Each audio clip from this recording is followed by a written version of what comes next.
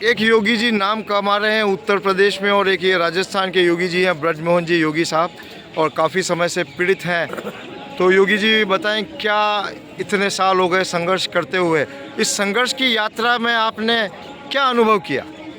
जी आदरणीय, मैं सबसे पहले इस देश के लोकतंत्र को नमन करना चाहूँगा और साथ साथ इस देश के लोकतंत्र का जो चौथा स्तंभ है, क्योंकि हम 3 स्तंभों से अपनी सारी करुण पीड़ा, अपनी सारी पुकार बता चुके हैं। 3 स्तंभों से मेरा मतलब है कि इस देश की व्यवस्थापिका जो कानून बनाती है, इस देश की कार्यपालिका जो कानून लागू करती है, इस देश की न्यायपालिका जो कानून का पालन करती है। तो इन तीनों ही स्तरों पर मैं विशेषकर ये कहना चाहूँगा कि चिटफंड कंपनियों द्वारा जो पैसा लूटा गया है, सरकारी लाइसेंस शुदा कंपनियों द्वारा जो आम जनता को लूटा गया है, ठगों द्वारा जो लूटा गया है, उसको वापस पाने का जो कानून बनाया वर्ड्स एक्ट 2019, ये सन के साथ लिखा हुआ है कि ये 2019 में बना है और आज उसको 6 वर्ष हो गए, 5 वर्ष हो गए, आज तक उस पर कोई कार्रवाई नहीं हो रही है।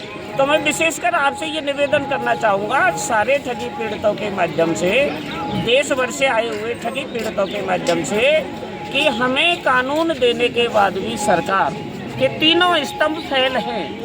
मैं ये कहना चाहूँगा, ना कार्यपालिका काम कर रही है, ना व्यवस्थापिका काम कर रही है, ना न्यायपालिका काम कर रही है। तो अभी आज से संसद का सत्र शुरू हो रहा है और सारे देश के सांसद यहाँ हैं, तो इनमें से क्या आपने बात पहुंचाई क्या किसी तक? मैं आदरणीय आपके चैनल के माध्यम से ये कहना चाह रहा हूँ कि लोकतंत्र का जो चौथा स्तंभ है वो हमारी आवाज़ कब सुनेगा? लाखों व्यक्ति घुट घुट कर मर गए, लाखों व्यक्तियों ने आत्महत्याएं कर ली इन ठगी पीड़ितों के स्कैम में फंसकर। उसके बाद भी अगर सरकार नहीं सुन रही, आपने एक बहुत अच्छा प्रश्न किया है कि कब सुनेंगे। इस भारत देश की प्रत्येक राज्य का एमएलए जो होता है उसको हमारा ठगी पीड़ित जमा करता परिवार का सदस्य ज्ञापन दे चुका है। इस देश में जो लोकसभा है, इस देश के अंदर जो संसद चल रही है, आपने अभी जो सवाल किया है कि वो संसद चलेगी, उन सांसद महोदय को ये ठगी पीड़ित जमा करता परिवार के सदस्य अपने करोड़ पुकार, अपने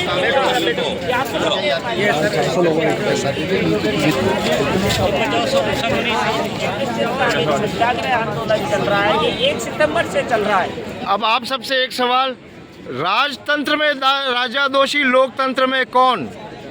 देखिए, आपने ये बहुत अच्छा प्रश्न किया है कि लोकतंत्र में दोषी कौन है। लोकतंत्र में दोषी हम हैं, क्योंकि इस देश के भाग्य के विधाता हम हैं, हम मतदाता हैं, हमारे ही वोट से इनकी सरकार बनती है। और जब हमारे वोट को अगर ये लोग तवज्जो नहीं दे रहे हैं तो वाकई में हम जो कह रहे हैं ना, वो फिल्म के अनुसार कहते हैं कि अभी तो ट्रेलर देखा है 2024 में माननीय मोदी जी, आने वाली हर वर्ष आपको इसका फिल्म का अगला रिकॉर्ड दिखाई देगा।